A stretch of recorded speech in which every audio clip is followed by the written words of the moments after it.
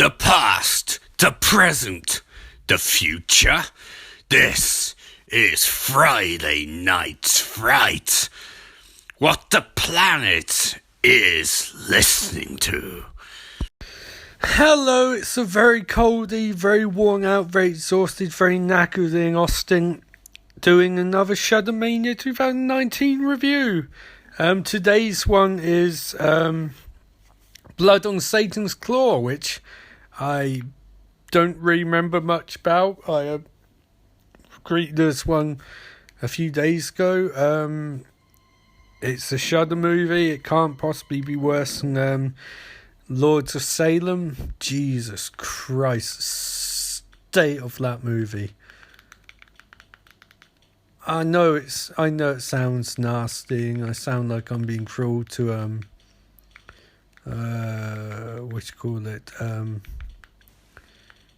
Rob Zombie, but I have to sit through that. I have to sit through that. So I'm not happy. Anyway, Blood on Satan's Claw, directed by Piers Haggard. 4 skulls out of 5 on Shudder. Those don't really mean anything anymore. 92 minutes long, 1971 English. After a beastly creature's bones are unearthed in a small British village, teenagers quickly fall under the spell of a satanic entity who gives them each a yucky patch of furry skin. Full stop. The fuck?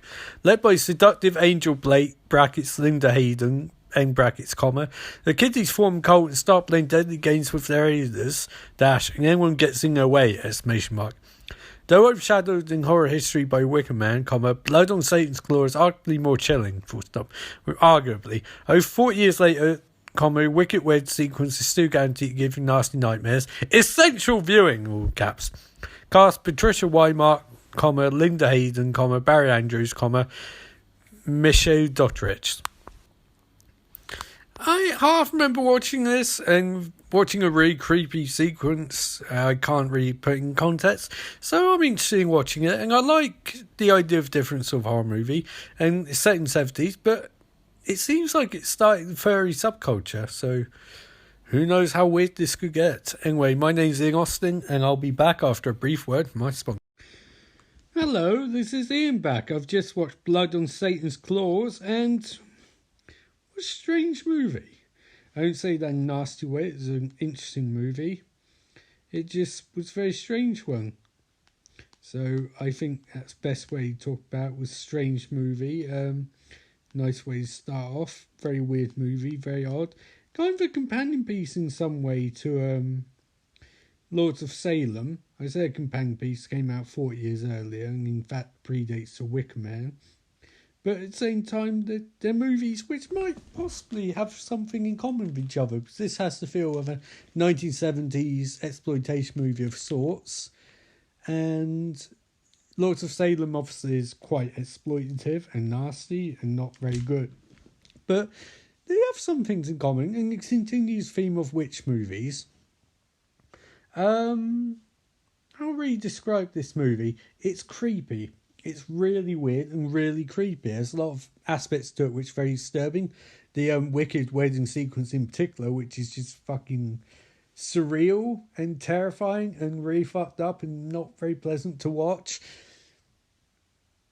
And just generally, yeah, I kind of got vibe at points of when Wes Craven made The Hills Have Eyes and Last House on Left, where he is making these movies with messages that were also really fucked up, letting people know you can make horror movies with a really fucked up aesthetic but still say something about society. I don't know what it's saying about society, other than the fact that cults are bad, witches are bad, and teenagers who fall under the spell of a satanic entity who gives them a yucky patch of furry skin are bad. I don't think saying that furries are evil, but one could make that argument. I would not, but I would just generally say it's just a really weird abstract movie. And I quite enjoyed the aspect of it. It's loosely plotted.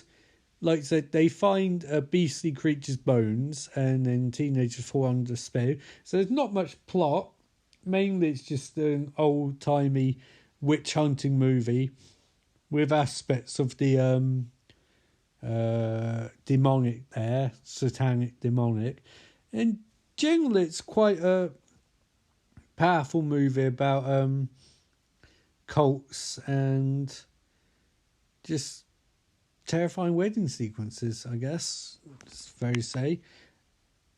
The tone of it was quite strange because it's trying to go for ye olde terminology, but at the same time play up some tropes of the 70s, that sort of Roman Polanski vibe of 70s horror, where it's just got enough of a realistic intonation, but at the same time some weird shit going on in the background. I'm sorry. I'm not with it today.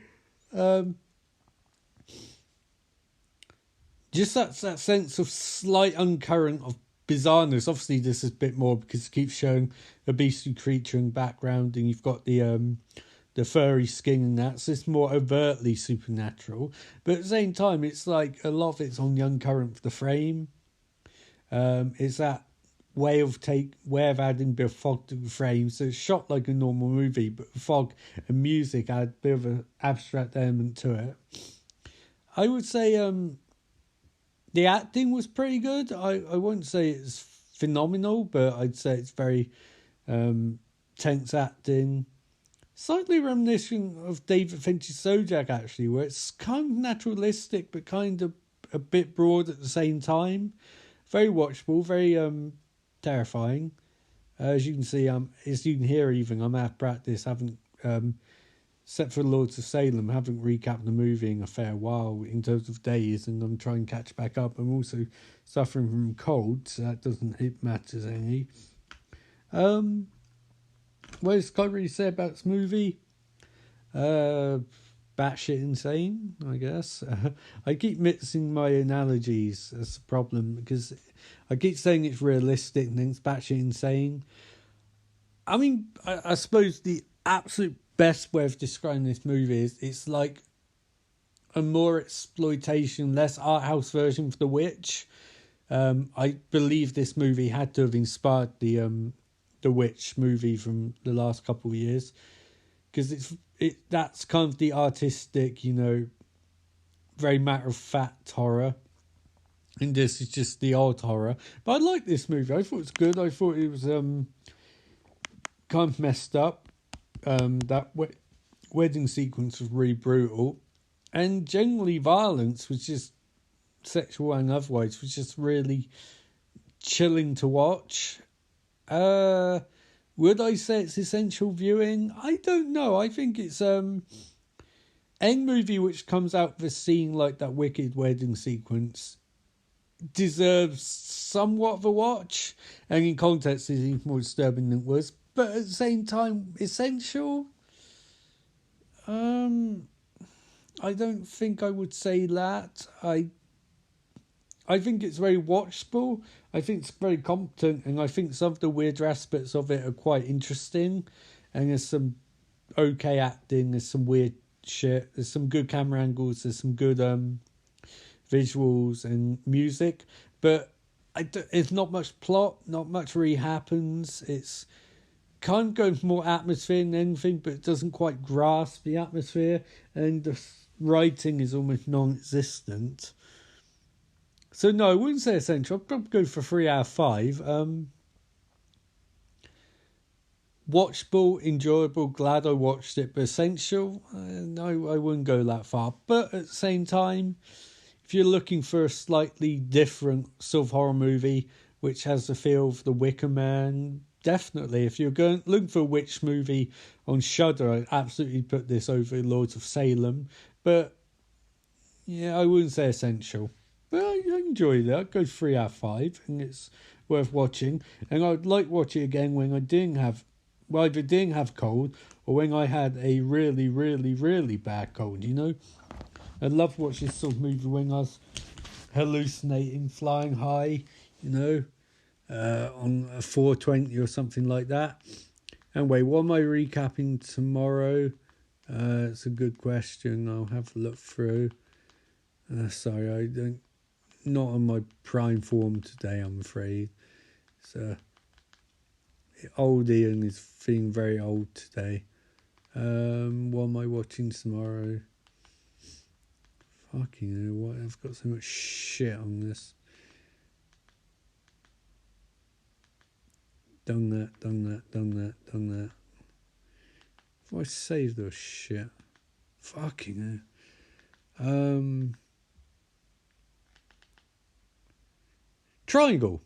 I'm watching Triangle tomorrow because I love Triangle and I think I'll be great. So next up on ShudderMania is Triangle, which is actually one of my favourite movies on Shudder, my favourite horror movies of the recent age.